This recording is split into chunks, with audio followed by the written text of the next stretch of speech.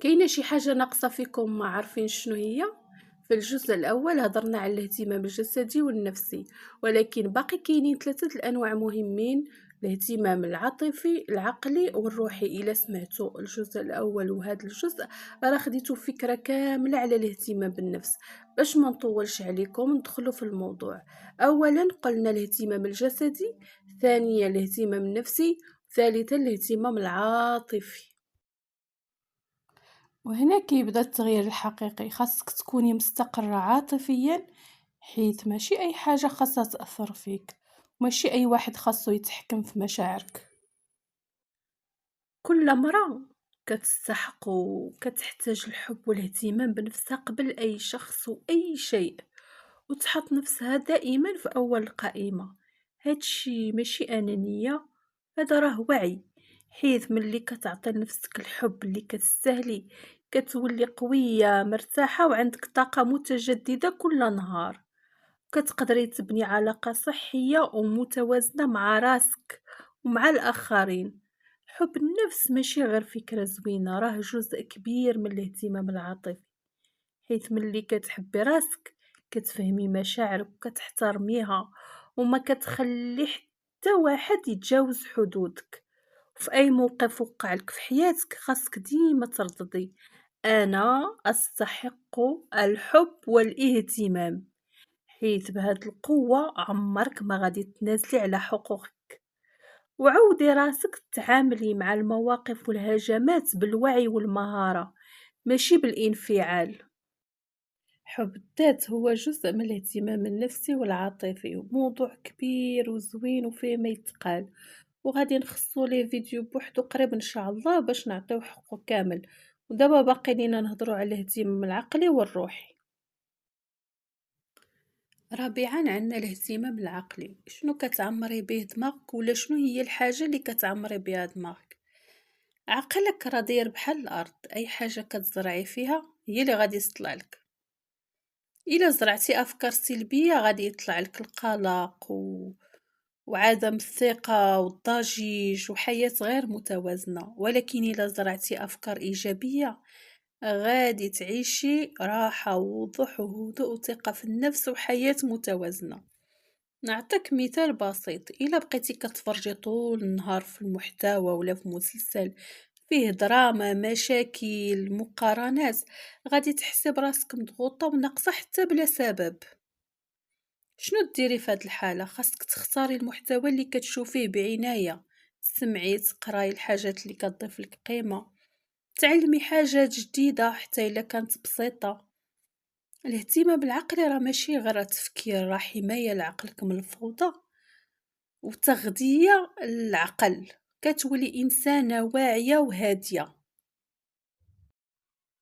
بالنسبة لاختيار المحتوى، خاصك ضروري تختاري محتوى اللي كيدفعك ويزيدك لقدام وكيطور من شخصيتك، ماشي أي حاجة غير كدوزي بها الوقت وصافي، وقت ضائع. الفكرة ماشي غير تشوفي شنو كاين ولا تسمعي شنو كاين، ولكن تسولي راسك: شنو غادي نستافد من هذا المحتوى؟ واش غادي يضيف ليا شي حاجة في حياتي؟ من كتختاري محتوى مفيد بحال تطوير الذات، مهارات التواصل، تنظيم، دروس، دروس تعليمية، دروس دينية، لغات، عندك فكاهة، ترفيه على النفس، وحتى قصص ناجحة، راه كيبدا يبدل طريقة تفكيرك بلا ما تحسي. والمهم ماشي غير الاستماع أو المشاهدة، ولكن التطبيق. حاجة بسيطة سمعتها اليوم جربيها غدا في حياتك اليومية، في طريقة كلامك، تنظيم وقتك ولا قراراتك. مع الوقت غادي تلاحظي فرق كبير، كبير بزاف. كتولي كتفكري بوعي أكثر، كتختاري بحكمة، كتحسي براسك كتطوري من الداخل. وفي الاخر الهدف ماشي غير تكوني كتعلمي، ولكن تولي انسانه واعيه، تعلمي حاجه جديده. كاين بزاف، كاينين اعمال يدويه بسيطه تقدري تعلميها، بحال مثلا صناعه العقيق. انا كنعمل العقيق وكيعجبني، وحرفه زوينه وخفيفه ومسليه. كديري بورتكليات وكديري سيكان صغار وقت كان صغار. دابا نحط فيديوهات إن شاء الله تعليمية، وحاطة أنا الأشكال في الفيديوهات القصيرة إلا بغيتي تشوفي تاخدي فكرة، وهاد الشي كامل يقدر يتحول لمشروع صغير ومربح من الدار. اختار الرفقة المفيدة الصالحة اللي فيها طاقة إيجابية. الناس كيشبهوك في طريقة تفكيرك، وحدة كتشبه لي كيفاش كنفكر أنا، ماشي أنا كنفكر في الشرق وهي في الغرب. حتى الحوار ديالنا ماشي متوازن. كيشجعوك تطوري من راسك، ماشي تكوني في وسط ناس مختلفين عليك تماما، عكسك تماما في كل شيء، وفي الأخير ما كيتزاد لا تعلم لا فائدة، غير نقاشات فارغة خاوية وكتضيع لك الوقت والطاقة ديالك.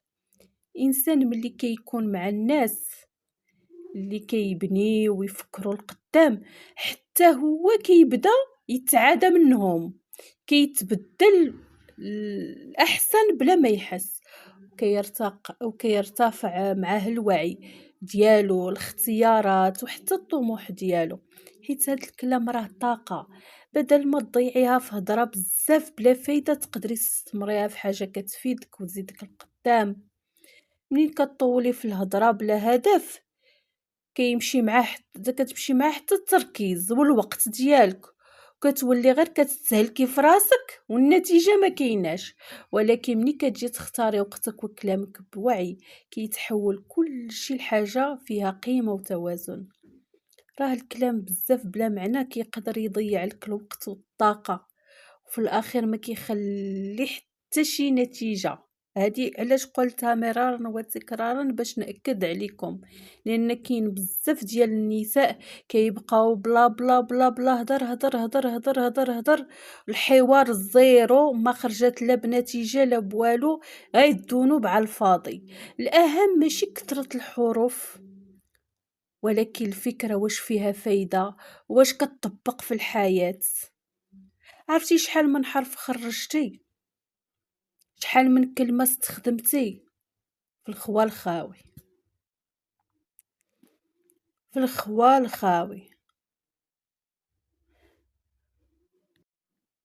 نطفي ديك الفوضى وديك الربالة اللي لداخل عندك، واختاري غير الحوايج اللي غتستنفعي منهم وليهم قيمة.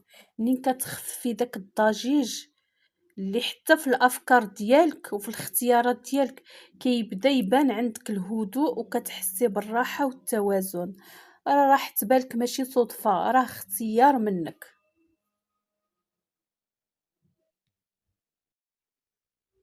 قلنا الأعمال اليدوية، عندك اللغات، الطبخ.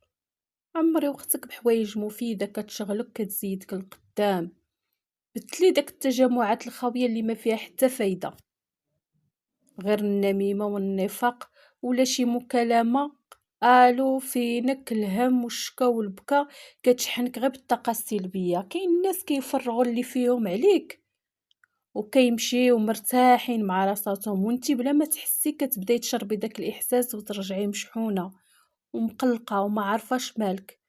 من بعد كتولي تقولي ما عارفاش علاش انا مقلقة، والحقيقة ان السبب ممكن يكون غير ديك المكالمة ولا حتى جلسة خلاتك طاقيا مدمرة. حاولي تحمي طاقتك، اختاري مع من كتكلمي وفين كتمشي وشنو كتعطي لوقتك. الهدوء ديالك أغلى من أي كلام فارغ. خامسا، الجانب الروحي والأخير. كيفاش تهتمي بالجانب الروحي؟ أول خطوة وأساسية هي تهتمي بالجانب الإيماني ديالك. تحافظي على الصلاة في وقتها، تقرب من الله عز وجل، الصوم، خلي الأذكار جزء من نهارك، الأذكار الصباح والمساء، الدعاء في الرخاء قبل الشدة، وما تنسيش الصدقة ولو بالقليل. وكذلك ممارسة التأمل والابتعاد عن أي ضجيج في الحياة ديالك، وتخصيص وقت الهدوء والراحة والسكينة من الأمور اللي كتعزز الجانب الروحي وكتساعدك ترجعي للتوازن الداخلي ديالك.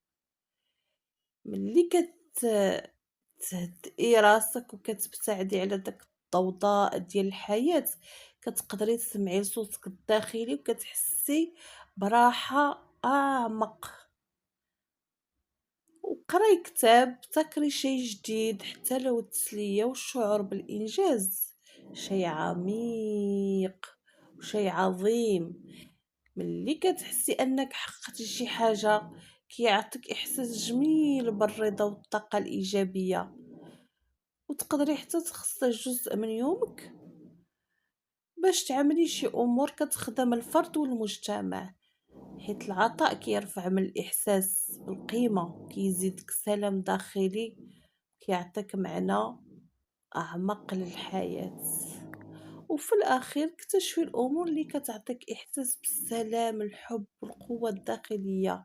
ملي كتفهمي راسك وكتقربي الحاجات اللي كترتاحي معاها كتولي حياتك أكثر توازن وهدوء. إلا فهمتي الخطوات الخمس ديال الاهتمام بالنفس وطبقتيهم بشكل يومي، خاصك تحوليهم لعادة روتينية ماشي غير مرة. ملي كيولي الاهتمام بالنفس جزء من حياتك غادي تبداي تلاحظي كيفاش حياتك كترجع متوازنة، هادية ومليانة طاقة إيجابية، وكتحسي بالفرق، وتقدري حتى تحققي أهدافك وأحلامك وتنظمي حياتك بطريقة زوينة ومريحة. شنو كتنتظري؟ بداي دابا وخلي التغيير يبدا منك. كانت معكم نوفا كوتش، مدربة في تطوير الذات. إلا عجبكم الدرس واستفدتوا منه ما تنساوش ديروا لايك وشير وتشتركوا في القناة فضلا وليس أمرا. مع السلامة.